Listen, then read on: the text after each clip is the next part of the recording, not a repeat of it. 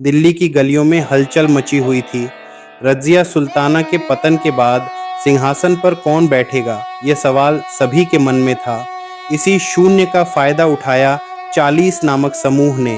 ये वही शक्तिशाली तुर्की अमीर थे जिन्हें इल्तुतमिश ने कभी तैयार किया था।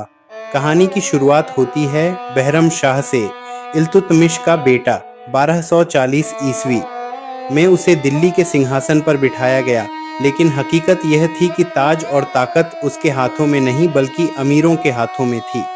बहरम शाह सिर्फ नाम का सुल्तान था, जबकि असली सत्ता 40 के पास थी। शुरुआत में सब ठीक ठाक रहा।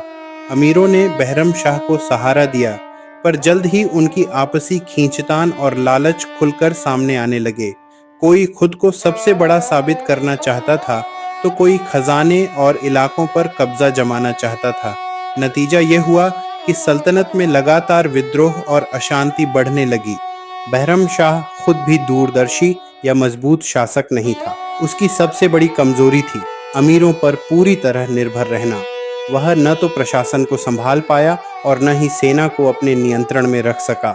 1242 ईस्वी आते आते हालत इतने बिगड़ गए कि सेना और अमीरों का धैर्य टूट गया। दिल्ली की सल्तनत का माहौल अव्यवस्था और अविश्वास से भर चुका था। आखिरकार बहरम शाह की हत्या उसकी ही सेना ने कर दी। बहरम शाह का छोटा सा शासनकाल इतिहास में एक सबक बनकर रह गया। जब कोई शासक कमजोर हो और अमीरों पर पूरी तरह निर्भर हो जाए, तो उसका ताज उसी के सर से छिन जाता है। बहरम शाह की मौत के साथ यह साफ हो गया कि दिल्ली सल्तनत के शुरुआती दौर में असली ताकत सुल्तानों से ज्यादा अमीरों और सेनापतियों के हाथों में थी। इतिहास की और भी अनसुनी कहानियों के लिए चैनल को सब्सक्राइब ज़रूर करें। आपके हिसाब से बहरम शाह का पतन किस वजह से हुआ?